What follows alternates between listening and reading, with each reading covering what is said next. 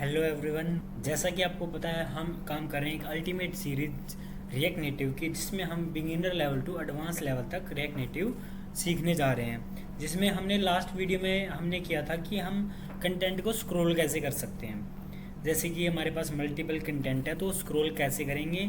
हमने उससे पिछली वीडियो में एक स्क्रीन बनाई थी, रजिस्टर स्क्रीन, बट उसमें कंटेंट स्क्रॉल नहीं हो रहा था। बट हमने फिर एक स्क्रीन बनाई थी अबाउट स्क्रीन, तो उसमें हमने कंटेंट स्क्रॉल करके देखा था। अब तक तो हम यही देख रहे हैं कि कंटेंट कैसे ऐड करें, कैसे उसको प्रेसेबल बनाएं, या फिर कैसे हम उसको आप चेंज कर सकते हो CSS के थ्रू। हमने CSS डाल दी है और कंटेंट ऐड कर दिया, बट हम अभी तक कुछ चेंजिंग नहीं कर रहे स्क्रीन्स में। तो चेंजिंग करने के लिए स्क्रीन्स में हमारे पास एडिशनल टूल्स आ जाती हैं, एडिशनल मतलब हुक्स आ जाते हैं, वो पढ़ेंगे आज हम। जैसे एक होता है रिएक्ट के हुक्स। हुक्स क्या होते हैं, मैं VS कोड पे जंप कर लेते हैं। Okay, this is our VS code. हम टूल फाइल में काम करते हैं। ओके, देन एमुलेटर भी खोल लेते हैं साथ में।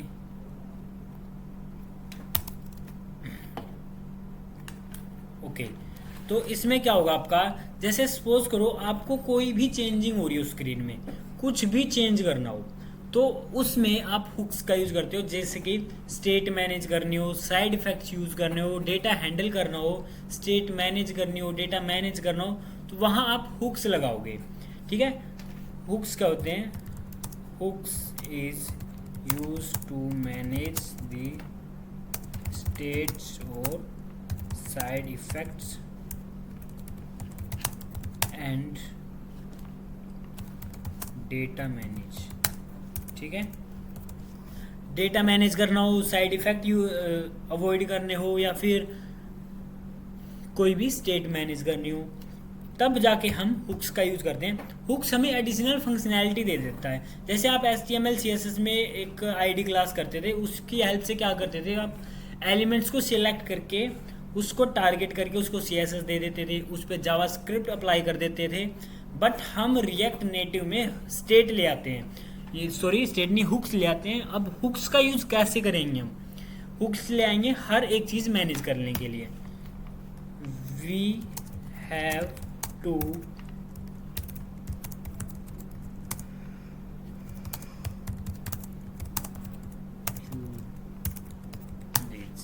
ठीक है, जो हुक्स यूज करेंगे हम उनको इंपोर्ट करना पड़ेगा, किस में से? रिएक्ट में से, क्योंकि हुक्स रिएक्ट के हैं और रिएक्ट नेटिव है वो रिएक्ट पे ही काम करती है। तो हमें रिएक्ट में से यूज स्टेट को यानी हुक्स को इंपोर्ट करना पड़ेगा, तब जाके हम उसको यूज कर सकते हैं। जैसे हमने पढ़ लिया कि हुक्स हुक्स क्या होते हैं। अब हुक्स में पहला हुक्स क्या है? सबसे पहले हुक्स पढ़ेंगे हम यूज स्टेट।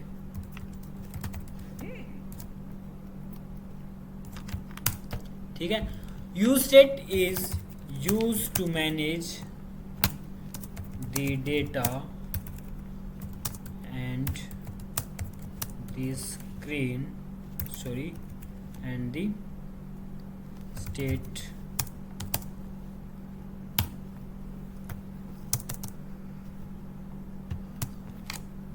देखो, डेटा मैनेज कर दिया और स्टेट मैनेज कर दी, बट जरूरी नहीं कि स्टेट ही मैनेज करेगी, डेटा ही मैनेज करेगी। जब भी आप टॉगल फंक्शन चला रहे हो, जैसे dark mode, night mode, whenever you use toggle have to use state. ठीक है, जब भी आपको टॉगल बटन चलाना हो या फिर स्क्रीन में कुछ भी चेंजिंग हो रही हो, यानी स्क्रीन में कुछ भी ऐड हो रहा हो, स्क्रीन रिफ्रेश हो रही हो, स्क्रीन में चेंजिंग हो रहा हो, तब जाके आप यूज स्टेट का यूज करोगे। स्क्रीन में अगर लेट्स से सपोज करो एक वर्ड भी लिखा जा रहा है या फिर कुछ भी कलर चेंज हो रहा है, तो आप यूज स्टेट का यूज करोगे, क्योंकि उसकी स्टेट चेंज होगी, पहले कुछ और थी बाद में कुछ और होगी। अब यूज स्टेट में आपके पास दो स्टेट होती हैं। We have two states in use state। ठीक है,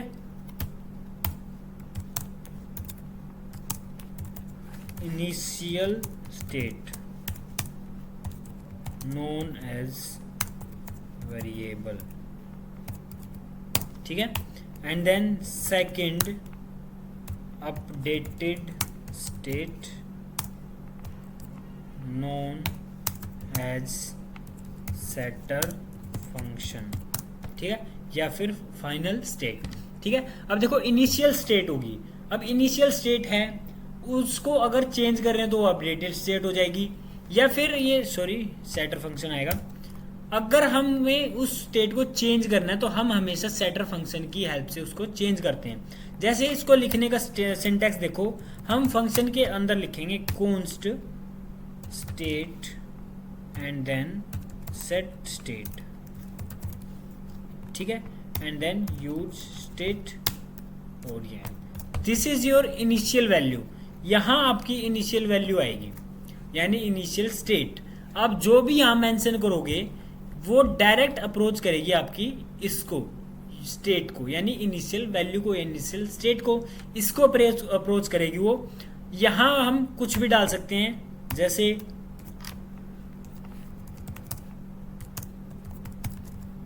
string number null object and then array and boolean, ठीक है।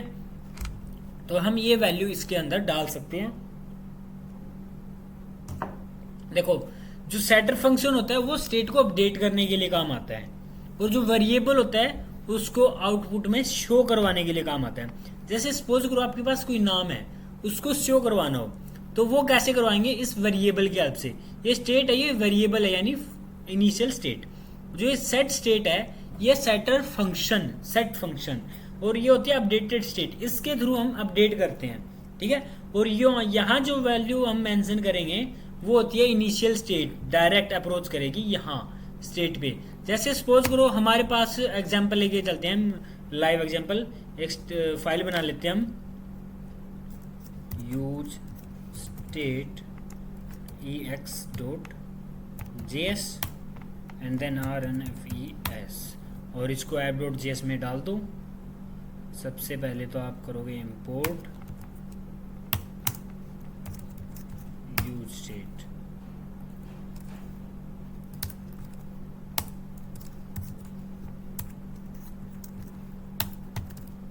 Use state, okay, and then हमारा पेज चल पड़ेगा।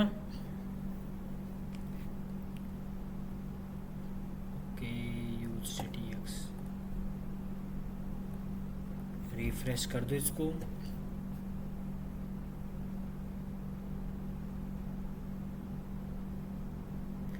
रिफ्रेश हो रहा है,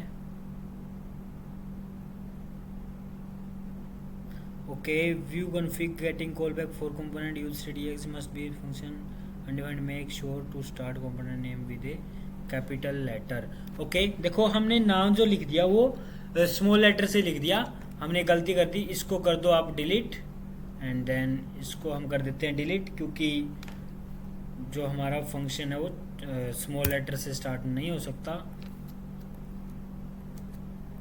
और इसको ओपन कर देते हैं एक बार, ठीक है। एंड देन दूसरी स्क्रीन बनाएंगे हम state ex.js, okay, rnfes and then import state example,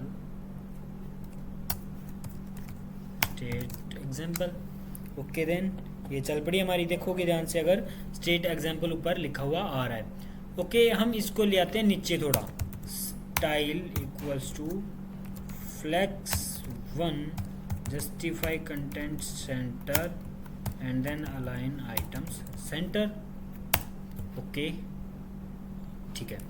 अब देखो इसमें हमें प्रॉपर दिख रहा है कि यहाँ पे यूज स्टेट लिख देते हैं हम, यूज स्टेट, ठीक है।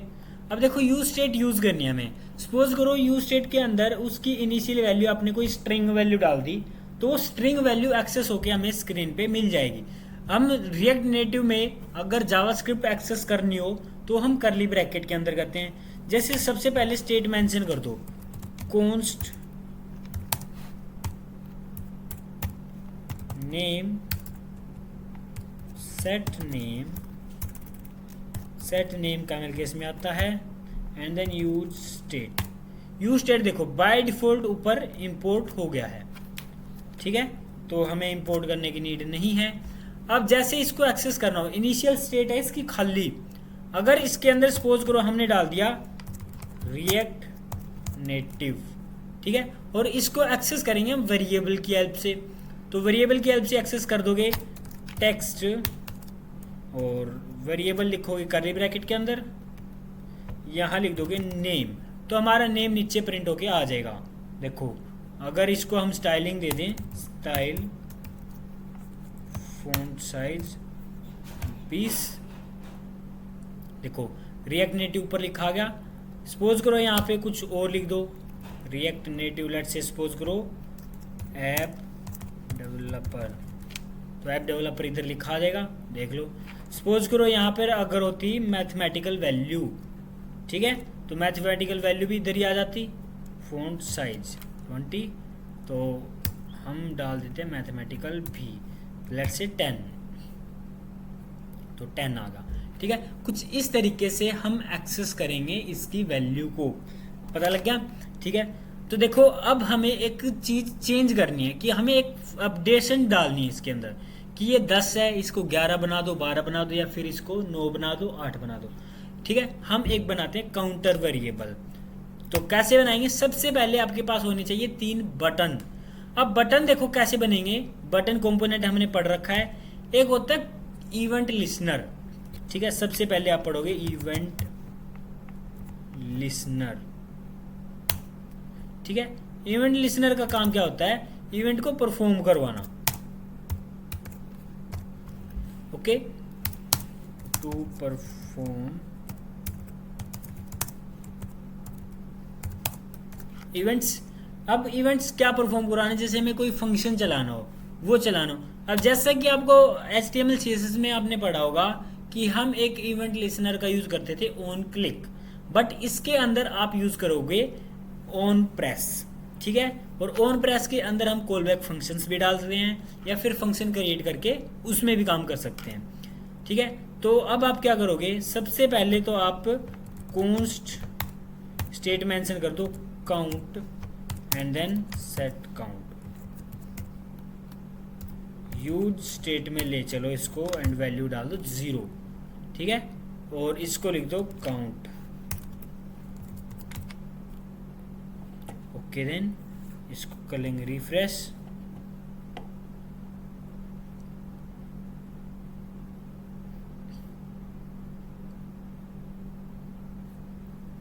ओके दिस इज वर्किंग, और इसको कर लो 30, okay this is working. Now देखो अब क्या करना है, हमारे पास बटन है, ऐड इवेंट लिसनर, ये लाइन कर दो डिलीट, हम बटन को कर देते हैं इंपोर्ट, ओके। अब देखो हमारे पास 3 बटन है, बटन टाइटल इंक्रीमेंट, ठीक है, और एक बटन आएगा आपके पास डिक्रीमेंट, एंड देन एक बटन आएगा बीच में रीसेट,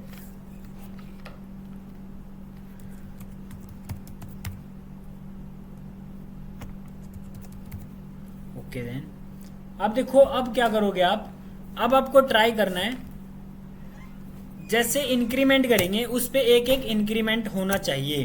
जैसे इसमें स्टाइल डाल के अगर डाल ले मार्जिन वर्टिकल, तो इसमें नहीं डल रहा है मार्जिन वर्टिकल, इसमें CSS अप्लाई नहीं होती।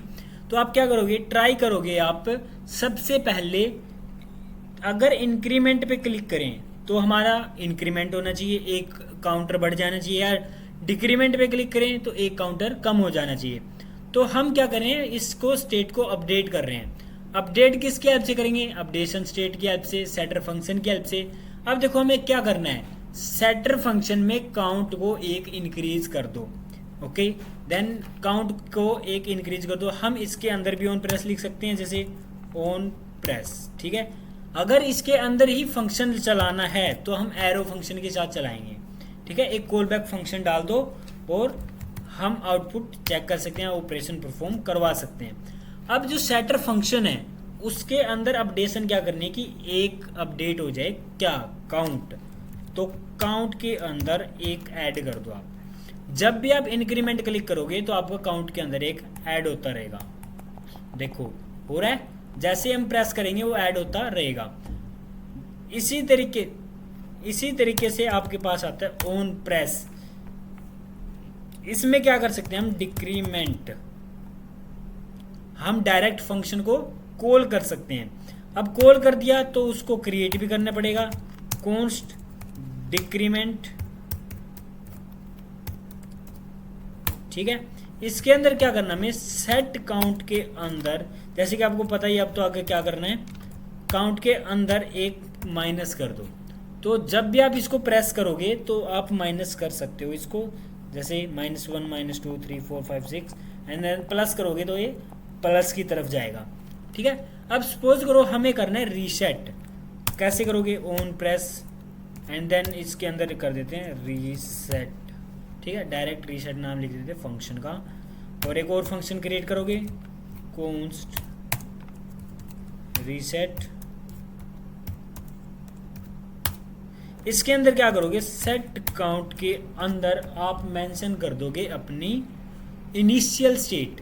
इनिशियल स्टेट क्या है फिलहाल के लिए, लेट्स सपोज करो आपने 10 डाल दिया, तो यहाँ काउंट मेंशन करोगे तो प्रॉपर वही रहेगा, जिसे रीसेट कर दिया तो वही रहेगा। तो यहाँ आप क्या करोगे, यहाँ मेंशन कर दो आप बिल्कुल 0, ठीक है। जब भी आप इसको प्रेस करोगे तो इंक्रीमेंट होएगा, ये डिक्रीमेंट होगा, और इस पे प्रेस करते ही 0 हो जाएगा, क्योंकि हमने सेट काउंट, सेटर फंक्शन यानी अपडेशन स्टेट के अंदर मेंशन कर दी डायरेक्ट वैल्यू कि इस पे प्रेस करते ही आपका सेटर फंक्शन अपडेट हो जाए और वैल्यू को कर दे 0, ठीक है। तो कुछ इस तरीके से हम यूज स्टेट का यूज करते हैं। जरूरी नहीं कि हम इसी काउंटर बढ़ाने में यूज करेंगे, जैसे हम यूज कर सकते हैं किसी की वैल्यू एक्सेस करनी हो, किसी का कलर वगैरह चेंज करना हो, कोई भी स्टेट अपडेट करनी हो इनिशियल से फाइनल तक, उसमें हम यूज स्टेट लगाएंगे। स्क्रीन में कुछ भी चेंजिंग हो रहा हो उसमें हम यूज स्टेट अप्लाई करेंगे ही करेंगे। तो ये था यूज स्टेट का कॉन्सेप्ट। हम एक वीडियो में एक टास्क दे रहे हैं आपको, वो टास्क परफॉर्म करवाना। जैसे सपोज करो आपके पास है एक बॉक्स, मैं आपको दिखा देता हूँ बना के, और style and then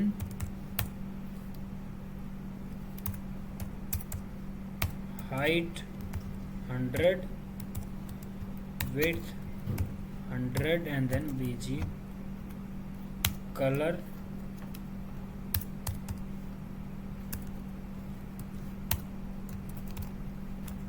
red।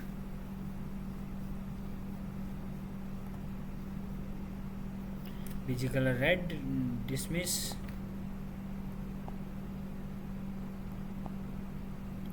And then reload.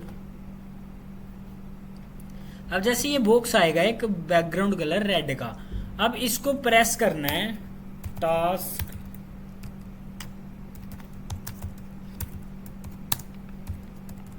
Press the box and change the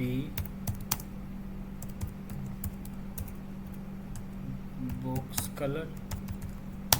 जैसे मैं इसको प्रेस करूँ तो इसका कलर चेंज हो जाए, रेड से ब्लू हो जाए, ग्रीन हो जाए, येलो हो जाए, तो ये आपको करना है। अब फिर आपको पूरे बैकग्राउंड का कलर चेंज करना है। नेक्स्ट टास्क रहेगा, जैसे अभी के लिए टास्क क्या है कि इसका डिव का कलर चेंज करना है, सपोज करो व्यू का। नेक्स्ट है change the colour of whole app BG colour, ठीक है। तो ये आपके पास टास्क है 2, ये परफॉर्म करवा लेना, अदरवाइज आपके पास नेक्स्ट वीडियो इन्हीं टास्क की आएगी। ओके, तो अगर कोई भी डाउट हो तो आप कमेंट सेक्शन में डाल सकते हो, तो वहाँ से हम आपका कमेंट डाल के नेक्स्ट वीडियो में आपको सॉल्यूशन मिल जाएगा। तो फिर मिलते हैं नेक्स्ट वीडियो में, बने रहिएगा हमारी सीरीज में, जिसमें हम React Native beginner level to advance level तक लेके जाएंगे।